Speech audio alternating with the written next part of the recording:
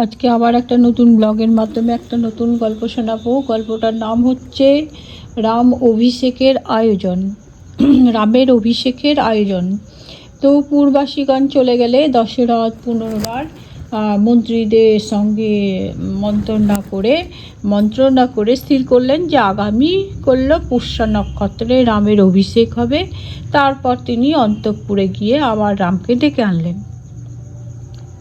দশরথ বললেন, রাম, আমি দীর্ঘ আয়ু এবং অনেক বিষয় ভোগ করে বৃদ্ধ হয়েছি, শতযজ্ঞ করে প্রচুর দক্ষিণাও দিয়েছি, আর তা ভুবনে যার তুলনা নেই এমন তোমাকে পুত্ররূপে পেয়েছি।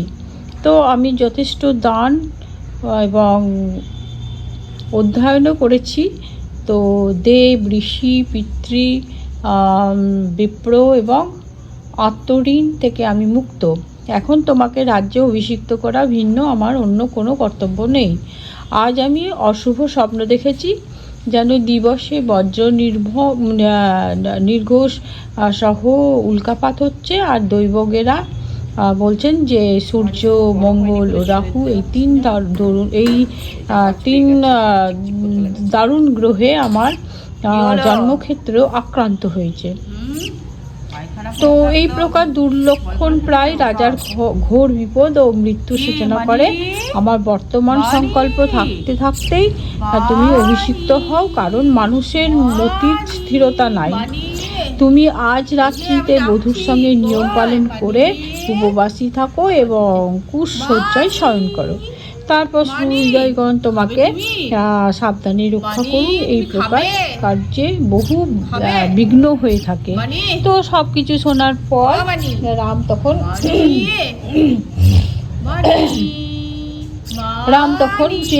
যে সময়ে ভরত এই রাজধানী ছেড়ে প্রবাসে আছে, সেই সময়ই অভিষেকের উপযুক্ত। যে সময় ভরত এই রাজধানী ছেড়ে প্রবাসে আছে, সেই সময়ই অভিষেকের উপযুক্ত, এই আমার মত। তাই বলল। তো সত্য বটে, তোমার ভ্রাতা ভরত সৎ স্বভাব, জ্যেষ্ঠের অনুগত, ধর্মাত্মা, স্নেহশীল ও জিতেন্দ্রীয়। কিন্তু আমি মনে করি যে মানুষের চিত্ত অস্থির, সাধু ও ধার্মিকদের মনও কারণ উপস্থিত হলে বিকারযুক্ত হয়। পিতার কাছে বিদায় নিয়ে রাম মাতার অন্তঃপুরে গেলেন। কৌশল্যা তখন পুত্রের মঙ্গল কামনায় দেব মন্দিরে নিমিলিত নেত্রে আরাধনায় রত ছিলেন। সুমিত্রা, সীতা ও লক্ষ্মণ তার সেবা করছিলেন। রাম কৌশল্যাকে পিতার আজ্ঞা জানিয়ে বললেন যে আজ রাত্রিতে সীতার সঙ্গে আমি উপবাস করব। অভিষেকের জন্য অন্যান্য যেসব মঙ্গলাচার করতে হয় সেইগুলো আয়োজন করুন। তাই বলল। কৌশল্যা আনন্দে তো একবারে হয়ে গেল, বাষ্পাকুল। তো তখন বললেন, মানে একদম করে বললেন যে বৎস রাম, চিরজীবী হও, তোমার শত্রু দূর হোক, তুমি রাজশ্রী লাভ করে আমার আর সুমিত্রার আত্মীয়জনকে আনন্দিত করো। তো লক্ষ্মণ কৃতাঞ্জলি পুটে বিনীতভাবে বসে আছেন দেখে রাম একটু হেসে বললেন, লক্ষ্মণ, আমার সঙ্গে তুমিও এই রাজ্যভার বহন করবে। তুমি আমার দ্বিতীয় অন্তরাত্মা। রাজশ্রী তোমাকেও আশ্রয় করেছেন। তো সৌমিত্রী, তুমি অভীষ্ট বিষয় ও রাজ্য ফল ভোগ করো। তোমার জন্যই জীবন ও রাজ্য আমার কাম্য। এই কথা বলে মাতৃদ্বয়কে অভিবাদন করে রাম সীতার সঙ্গে আপন ভবনে ফিরে গেলেন। দশরথের ইচ্ছাক্রমে কুলপুরোহিত বশিষ্ঠ রথে চড়ে রামের ভবনে গেলেন এবং যথাবিধি রাম সীতাকে উপবাসের সংকল্প করালেন। ফেরবার সময় তিনি দেখলেন অসংখ্য লোক কৌতূহল রূপে রাজমার্গে সমবেত হয়েছে। শুভ দুপুর বন্ধুরা, এখন বাজে দুপুর 12:03। তো আমার ছেলেকে ভাত দিয়ে দিয়েছি। আজকে ভাতের মেনু হচ্ছে বেগুন ভাজা, আলু পোস্ত আর কালকের চিকেন, আর এই যে চাটনি আমের। এই হচ্ছে আজকের আমাদের মেনু। তো খেতে দিয়ে দিলাম আমার ছেলেকে, আর আমি এখন খাবো না, সেই 1:30টার দিকে খাবো। আর এই যে আমার মানি চিকচিক করছে, আবার খেয়েছে, আর একবার খাইয়ে দিতে হবে আর কি। চলে এলাম কেকের দোকান।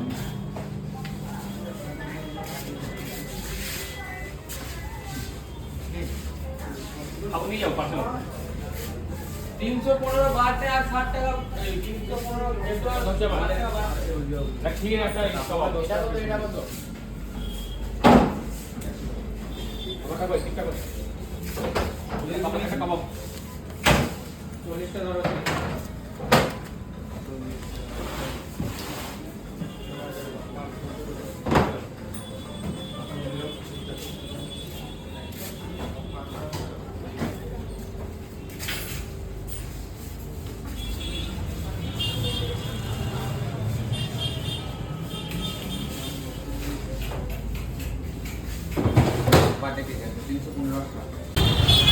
কত?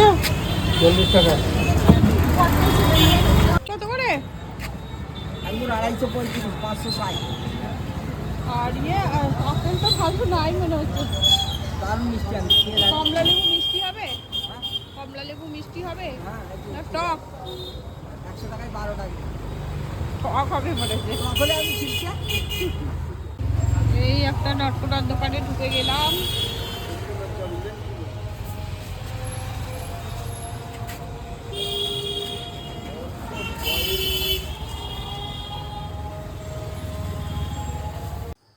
শুভ সন্ধ্যা বন্ধুরা, এখন বাজে 7:30। আজ অনেকটাই লেট হয়ে গেল চা খেতে। তো চা নিয়েছি আমি, আর এই যে প্যাটিস নিয়েছি, ভেজ প্যাটিস। তো রামপুরহাট গেলে তো প্যাটিস খেতে খুব ভালো লাগে, তো চায়ের সঙ্গে প্যাটিস। আর ছেলের জন্যও নিয়ে এসেছি এই যে প্যাটিস, ছেলে খাবে তো ঠান্ডা হয়ে যাবে। আর এই যে কেক অর্ডার, কেক নিয়ে আসবে, রামপুরহাট গেলেই বলবে কেক নিয়ে আসবে, তো কেক নিয়ে এসেছি। চকো কেকগুলোই খেতে বেশি ভালোবাসে ও, তো ফোন করে বলেছিল। আর এই যে ছেলের মিষ্টি, ভাজা মিষ্টি, রসগোল্লা, কাল রবিবার আছে খাবে। তো এই হচ্ছে আজকের আমার বাজার। হ্যাঁ, আর আমার এই যে ছেলের জন্যে ঘি, ভাত দিয়ে খাই ঘি। আর এই যে শ্বশুর মশাইয়ের ওষুধ 1 মাসের, তো একটা পাওয়া যায়নি, এই যে কৌটোর মতো এইটা পাওয়া গেল না। আবার কাল আমাকে যেতে হবে, তবেই একসঙ্গে ওষুধগুলো পাঠাতে পারবো আর কি। এই যে 1 মাসের ওষুধ, এগুলো সব খেতে দিতে চললাম। তবে বউ কর, তুমি তো বউ করো।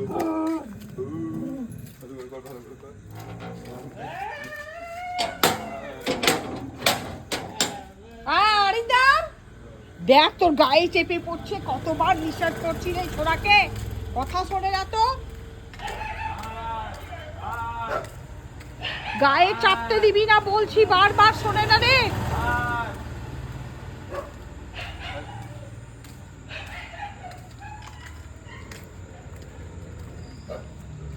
ওইটুকু দিয়ে আয় আগে, ওইটুকে লাস্টে খেতে দেবে না, এই সময় দিয়ে আয়।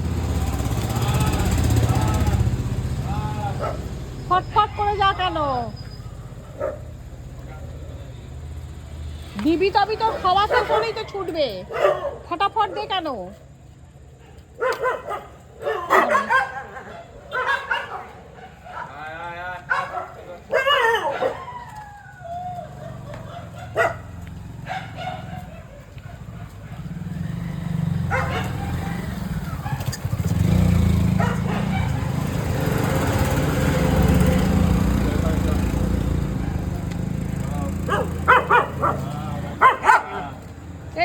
এখানে দে সব, আমি তাড়াবো। এই পারে দে, এখানে দে, আমি ওই লালটাকে তাড়াবো।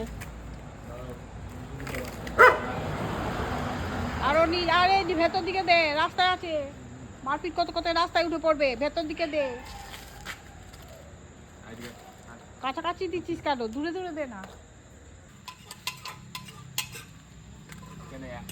খাওয়া হচ্ছে না।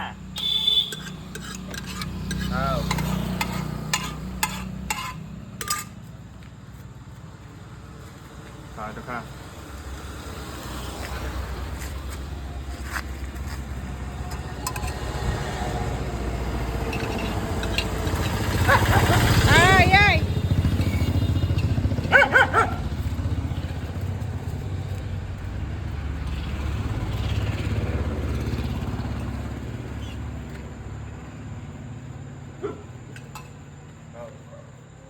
কালুটা খেতে পেয়েছিল হুম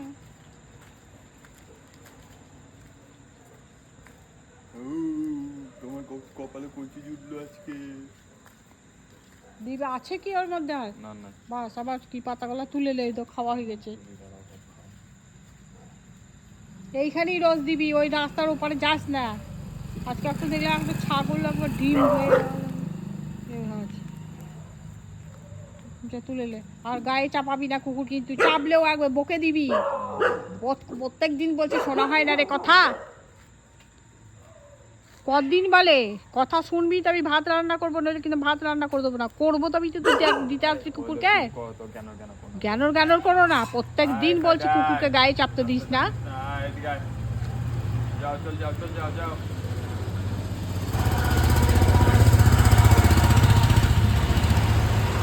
যা চল যা জলদি খাও গায়ে বন যাও সব তো চলে যা, তো পাতাগুলো তুলে লে, তারা চলে যাবে। দামো তো পাতাগুলো তুলে লে কেন অরিন্দম? কাছে তো দেখতে পাও না নাকি? ও ফোরে রাত হয়েছে রে, যাও কেন গাও কেন তুলবে। খেতে দেবো তারপর কি